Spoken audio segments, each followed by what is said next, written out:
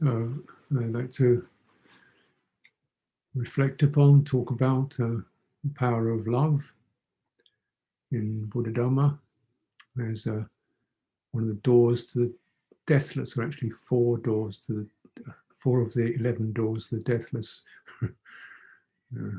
which includes the jhana and some of the formless realms, and also these 4 called divine abidings or measureless states: kindness, compassion, grateful, appreciation, glad, celebratory, celebrating the good, and equanimity, serenity, allowing things to be without being indifferent, being sensitive, but allowing what's felt to be felt without snagging on it, positive or negative. It's a pretty spacious state, requires a good amount of faith and experience to arrive at equanimity. Pali, these metta, karuna, mudita, upekkha, called doors to the deathless. This means they're not actually the deathless, but they are purifications of the citta, or heart emanations, which if insightfully penetrated, lead to the unconditioned.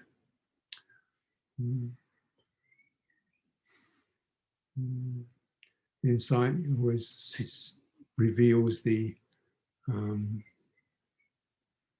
the absence of person in this. These are just heart emanations.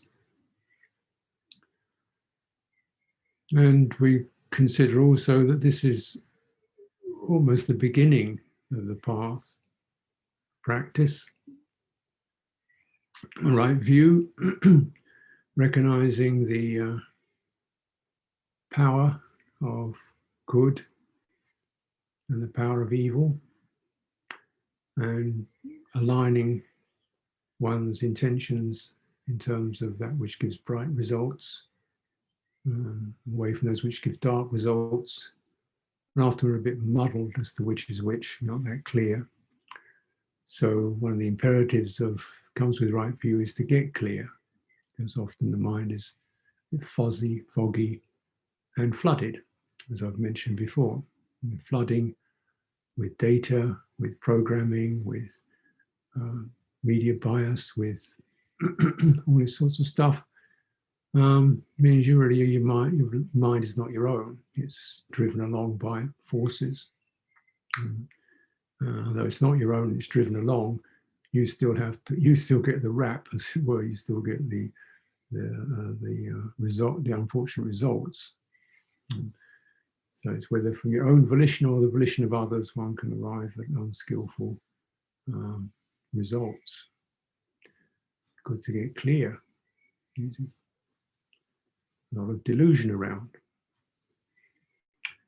Delusion of materialism, the delusion of sensuality. Sensuality is going to get us to a happy, completed place, which it's not. It doesn't mean it's necessarily wrong, it's just that doesn't go that far. And so, what's called right intention, sama sankappa, or right resolve, or right approach, is you beginning your approach from a mind that, first of all, renunciation, there's that ability to disengage from sensory pull, and the ability to cultivate harmlessness, non-violence, and the opposite of that, which is a cherishing, loving, nourishing quality called metta, and also the ability to be sensitive, to not dismiss, be cruel, insensitive to others. And so the opposite of that is a tenderness called compassion. you know, whereby we are concerned for the about the pain of others, and we're also concerned about, pain we cause ourselves. Brutal to ourselves, or abusing ourselves, or mortifying ourselves, which was certainly one of the patterns of spiritual practice at the time of the Buddha. So goodwill, metta, is that which nourishes and fortifies the heart. It's an intention, attitude of self-respect, of value, and of that, then any actions of speech, of mind, of body that represent that. So someone with a mind of goodwill does not torment themselves, does not criticize themselves, does not put themselves down, does not see themselves as lesser or unimportant, does not dismiss themselves, does not put the quality of well-being outside their reach. It doesn't talk about deserving things. You don't deserve or not deserve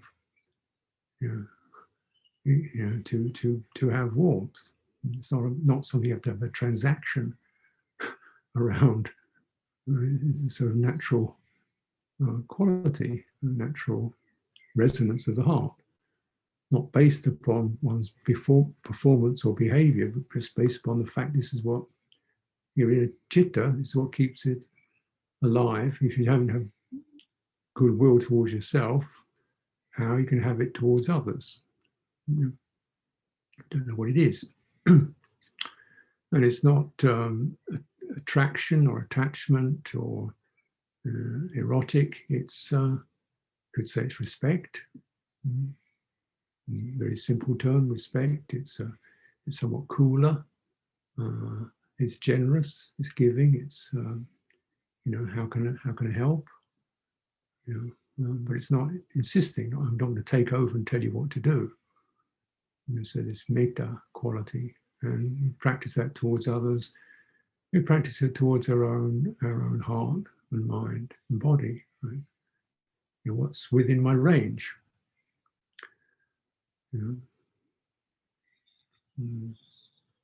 Training yourself. What's within your range? What's in your capacities? With a kindly attitude.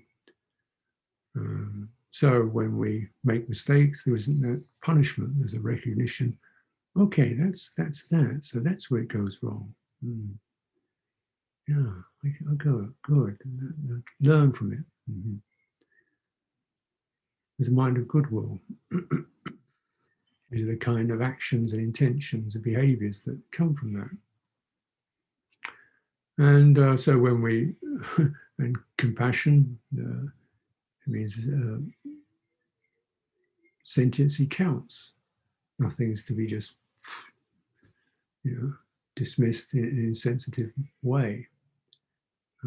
Suffering, stress is to something that we are interested in, not of being willing to listen to that, attend to that. Example of this, of course, is when we see the various healing professions and healings, people with skills in healing. That's compassion. We recognize that. And also compassion towards ourselves when we're in this kind of distraught, confused, not very pleasant state. A little bit feisty and fed up and moody and snappy. Just okay. Looks like this one needs a bit of something. What does it need? And so that's the compassion question. What does this need, rather than why don't you behave? And to get these intentions right, because these intentions are not necessarily the intentions that you've been inherited. in a social world isn't necessarily that always that compassionate or kindly. It's get it together, behave yourself, or you get punished or left behind.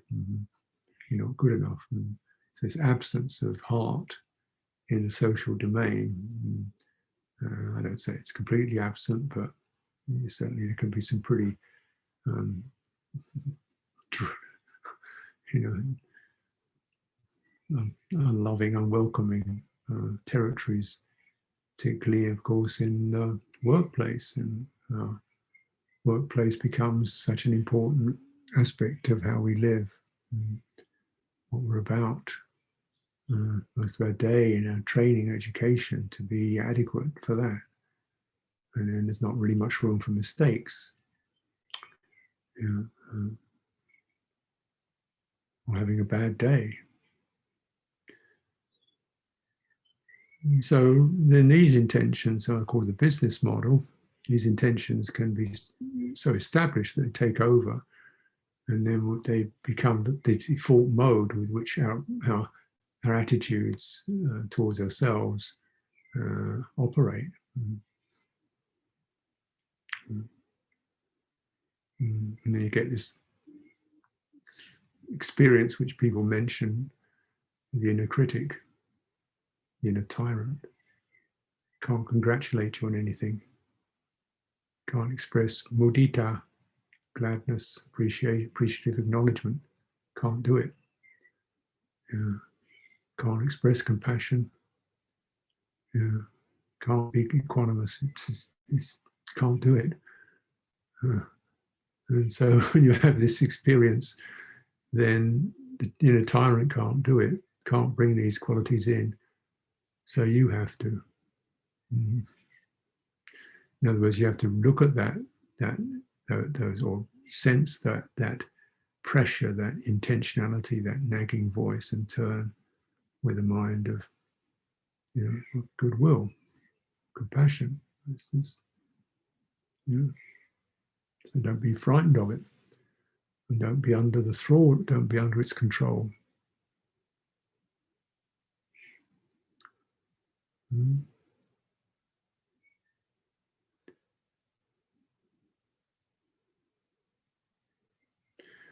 we notice results of intention. So the inner tyrant, the inner critic, pressurized intentions. The results of that are actions, and the results of those actions, the results of these attitudes are we experience the self as being something. So the inner tyrant makes me an inadequate, fumbling idiot. Or, stupid, guilty, fake. The inner tyrant, incapable. So you become that which the tyrant tells you are. Your intention, the intention establishes how you experience yourself. There's a kind of persona is born. So then you run faster to get away from it, work harder, so you can, avoid that. And of course you don't, because when you're in that agitated state, you don't do so well. You make some mistakes, or you seem to be bossy or forceful, or you're too speedy. People say, God, you're such a speedy control freak, And then, yes, you should right, I'm a speedy control freak. I should be more relaxed and happy. So you get some more criticism. You're not relaxed and happy enough. Get relaxed and happy. You're not serious enough. Get serious. You're too straight. So you can never win with this attitude. It doesn't matter what you do. This thing comes around. It's called arati in Buddhism. Arati, voice of negativity. So it's got a long pedigree and it's a long lineage. It's one of the what are called the daughters of Mara, and it's certainly the queen of the world.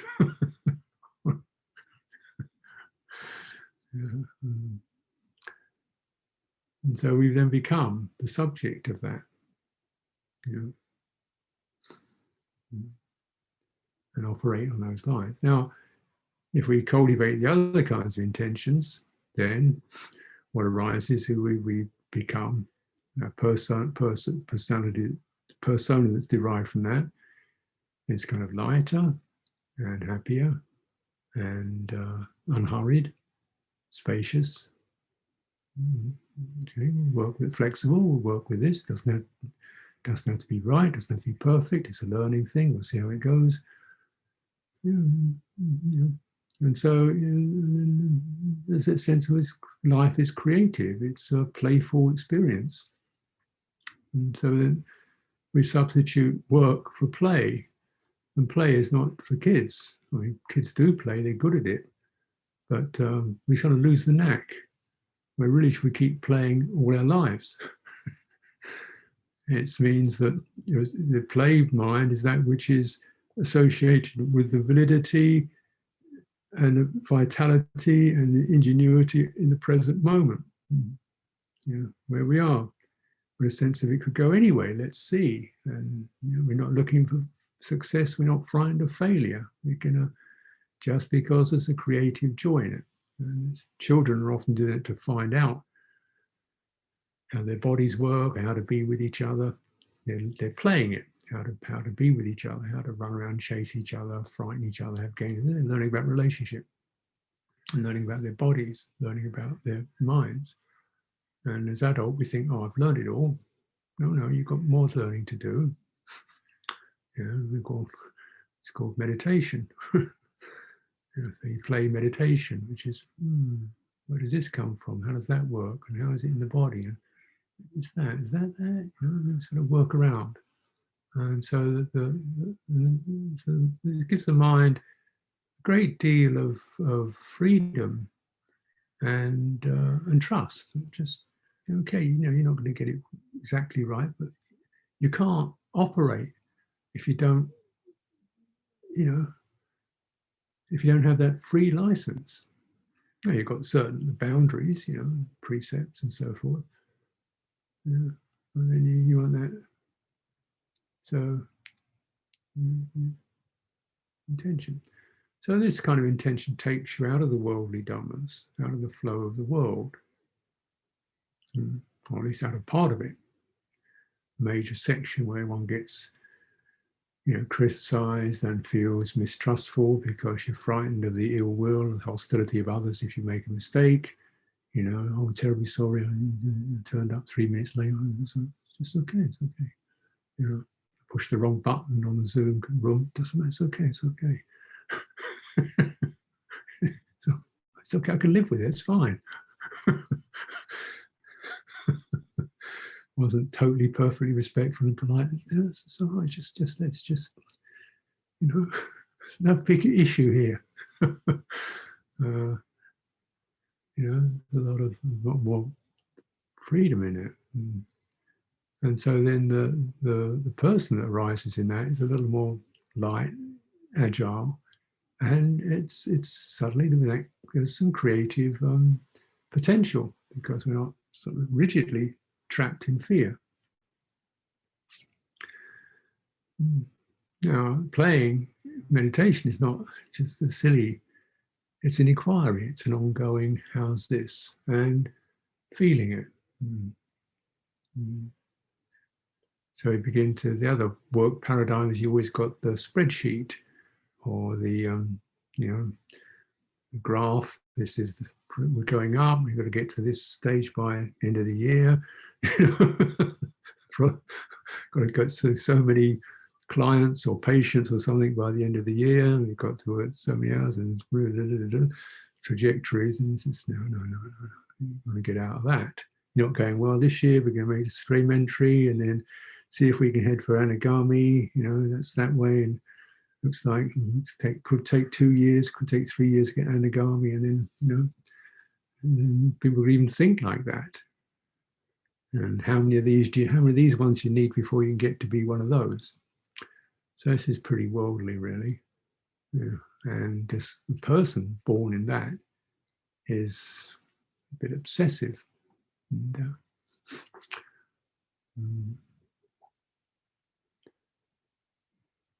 the mind of goodwill, that's the atmosphere of practice, oneself and others.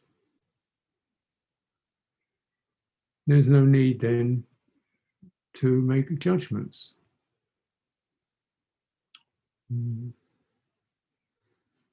Because there isn't some kind of race that we're in, or some sort of class that we're in, to find out who's got the best grades, even to yourself.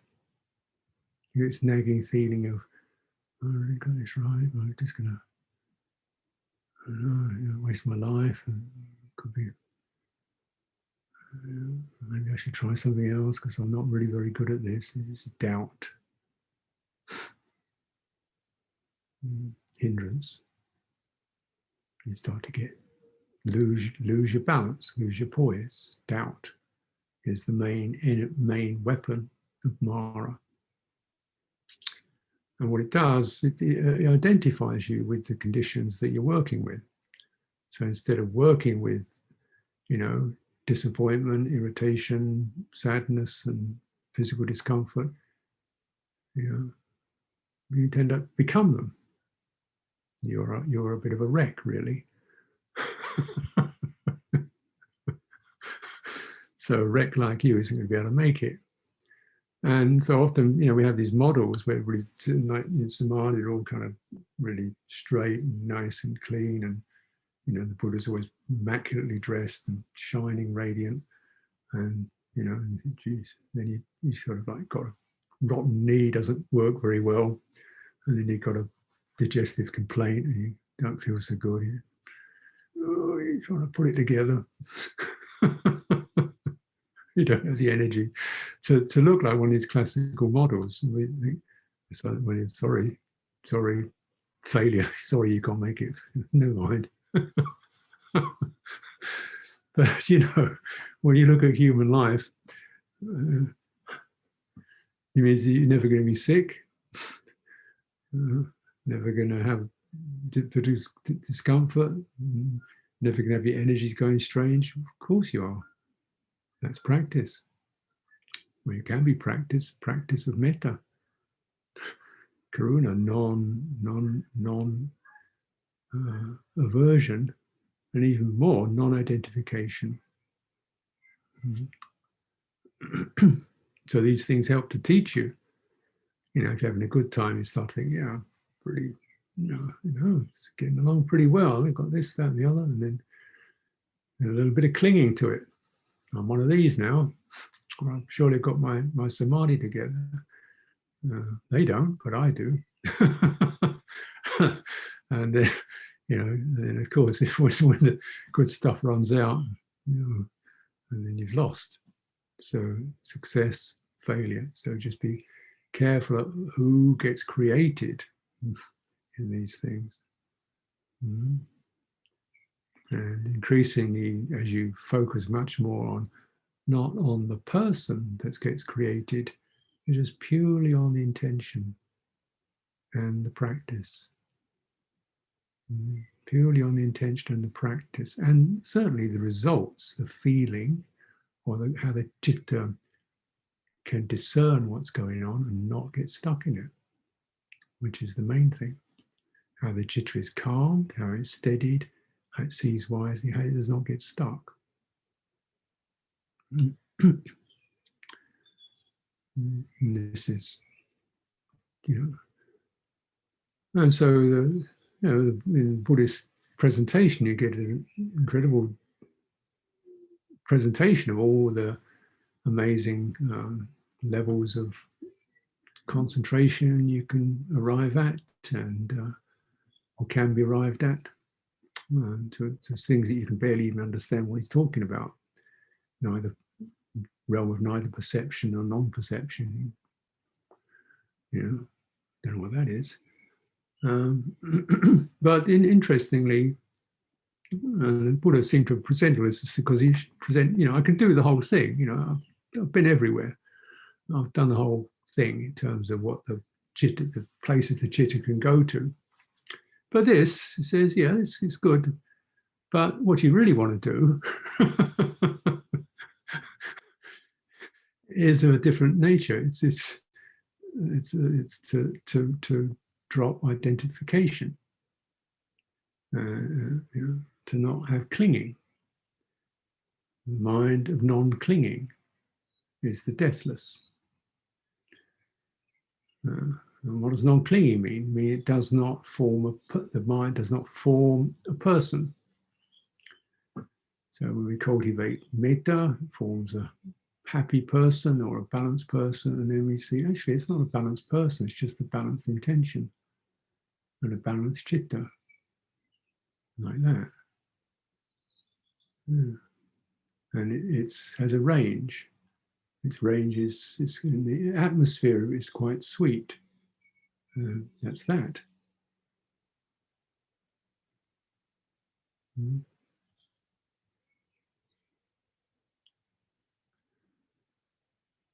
And so the Buddha talked about this someone a person of integrity, sapurisa. And so this person of integrity experiences, virtues, and does not say, I am virtuous, they are more virtuous than they are. Experiences jhana, doesn't say, I've got jhana, they don't, or I'm such a good person, I've got jhana, doesn't even think like that. They have what's called, they realize all things that are tamayata. They abide in a tamayata. The tamayata is, it's a slippery phrase because it really means not made of that. But what it comes down to is whatever I experience, whatever perception arises, whatever intention arises, whatever, that's just that. And I'm not that. It's not that. The sense of stepping out of the realm of cause and effect. Stepping out, it's just that's that. That's that. That's that. Not making oneself out of that. Sometimes translated as non-identification. And so, then it means the beauty of this means one can engage, or there can be engagement with the sense realm, with karma. In fact, there has to be an engagement in order to work and clean out and dissolve some of the attachments and tangles. But one is engaging from a mind of goodwill, and you're engaging with the reminder to not identify with the tangle or even the results. So the non-grasping. What it does, in effect, is it checks an even more profound tide flow. We have these, as I mentioned before, we have these various tidal flows. One is, you might say, just the realm of data, stuff coming in, sensory impingement. Renunciation helps to stem that, and meditation helps you to lose your appetite for it because you don't need very much and you're pretty comfortable where you are. And you see the danger of it. You see the addictive quality. You see the luring of it and the kind of squabbles and tangles it can draw you into if you just get set in it. So you see that in meditation. Then there's, of course, one of the reasons why people don't meditate is because the realm of karma, that is inherited psychologies and state of the heart, is so kind of distressed and depleted that you don't want to be in it. So there's a push out to the sense realm. So therefore it's very important to, be able to purify or clarify. And this is done through the way we operate in terms of sights and sounds and touches and people and relationships and things. So you're still using the sense realm as a base, the conditioned realm as a base, but you're trying to operate towards that with right intention. Intention is the agent of karma. This means your practicing can be pretty wide. It can be, walking the dog.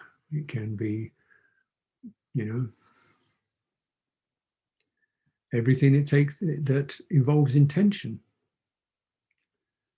So just to remind you, not all this is about meditation. Meditation is incredibly helpful for finding that sense of a steady, stable, comfortable place. But it can also mean you don't know how to engage with things. You lose that. So also to engage, but engage with these parami, mindset on generosity, virtue, renunciation, discernment, patience, energy, truthfulness, resolution, kindness, and equanimity. Yeah. And if that's too big, much, with a mind of goodwill, and a mind of non-aversion, not assuming hostility from others, not fearful of the hostility of others. Focus pure on your intention, not on the perceptions of what other people think you are, which is pretty common. We've learned to seek stability and well-being and belonging through conforming with the opinions and views of other people and going along with it. It's a pretty naive strategy. Some people are worth listening to, and some people you have to just be tolerant with or equanimous towards. I say when I Shabalanam, don't follow foolish people. And that's not as if everybody's foolish all the time, but sometimes one is a bit foolish. Sometimes one isn't, so you flicker and don't follow my foolish stuff. So, they're really looking at values, virtues, goodwill, stabilizing in that. And then some people like it, some people don't like it. But if you're really firm in your intention and know that, then you've got a way through to avoid taking on tangles. Because if you're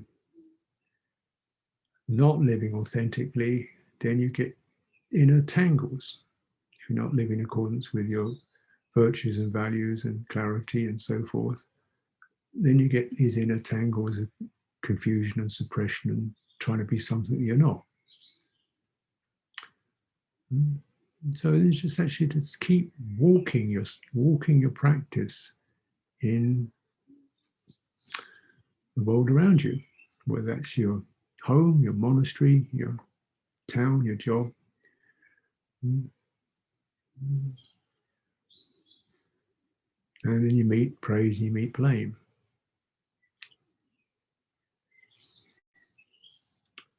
As phenomena. And feel the energies of that. A mind of non-grasping, non-identification, non-reaction to praise, blame. Because the mind is settled, centered in its own, goodwill. It's not trying to find itself in the currents of the world. You've got the heart realm to live in. And so this just keeps reminding you, sending you back to that. So these kinds of intentions help to purify your intention. Purifying intention, the sapurisa, personal integrity, arises. Personal integrity doesn't bother to judge themselves. Pointless.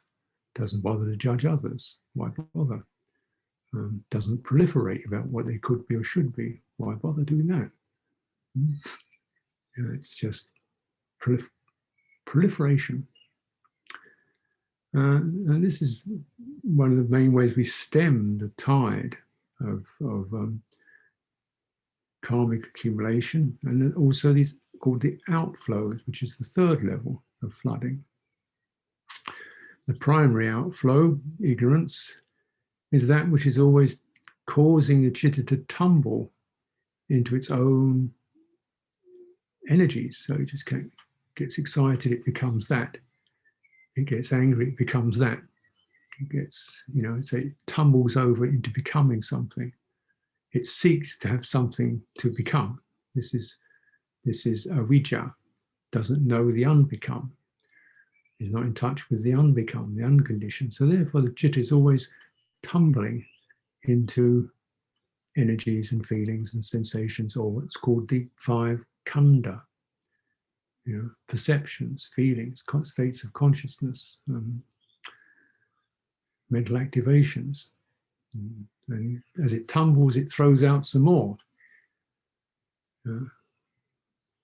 It's like a tumbleweed. As it tumbles, it throws out another line to find stability.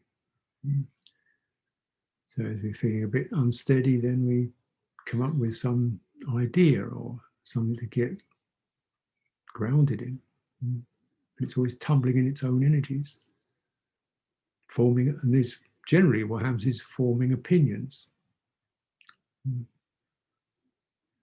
forming fixed opinions. So that's that.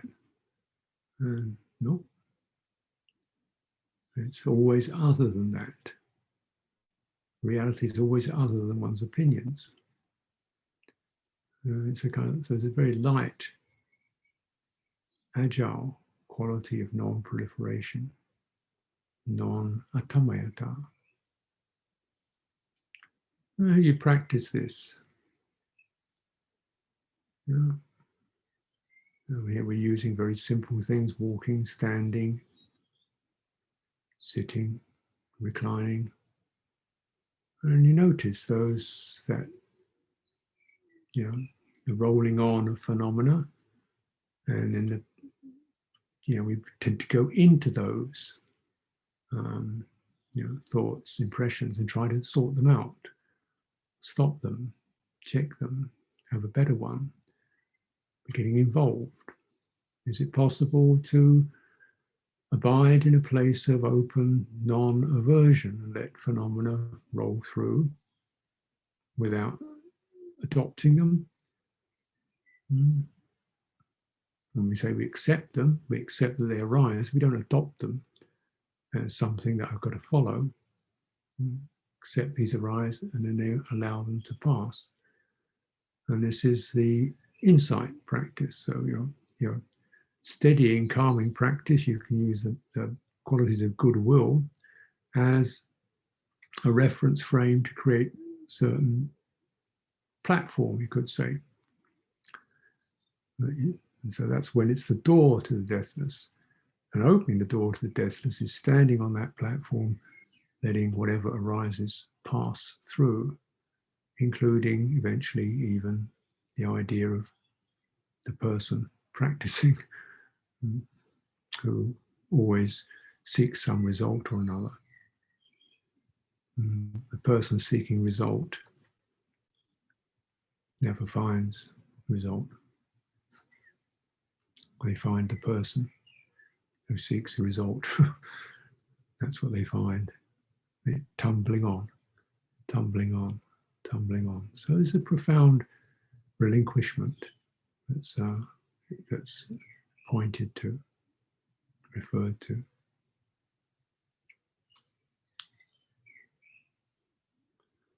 The power of loving kindness and compassion is it refutes the criticisms, the sorrows, the regrets, the failures, the mistakes. It refutes the push of those.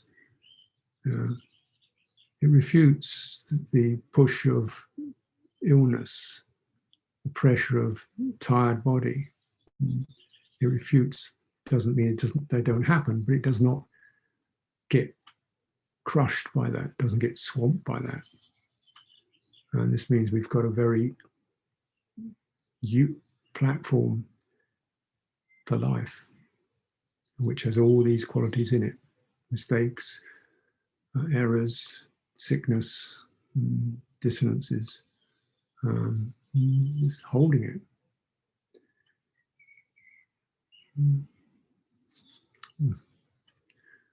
And particularly, you know, we live in most of us live in relationships or communities. I live in a community, and sometimes it just goes really strange, and you just have to basically abide and maintain your own practice. People are getting negative or grumpy or disappointed, and just or not following the training rules, and you start getting critical and starting to try to shape everybody up, make them behave, and so forth. And just maintain your own practice, goodwill. And if you can operate from goodwill, it's always recommended. You want to, you know, instruct someone, you shouldn't do so, if they're making mistakes, you shouldn't do so from a place of irritation or ill will, but only with a mind of compassion and love for the other person. If you can't get that, just hold your peace. It's not ready yet, it's not within your range yet, just wait, hold your peace, work on the irritation and the disappointment and how dare they, and I've told them this 5 times already and never do. Work on that kind of muttering, and okay, yes, yes, yes, yes. And when are they ever going to get it? When is this ever going to get sorted out? When are we going to get this together? When is it ever going to get right? So, when is all this stuff going to end? Yeah. The axiom is the only thing that has to end is the wish that it ends. Abide with a mind of goodwill. Let things take their natural course. Don't create a person out of it. They're just karmic forces working, playing themselves out. Yeah. Karmic forces playing themselves out. Don't get stuck in that. So let's take some time for direct practice. Suggest maybe some walking meditation for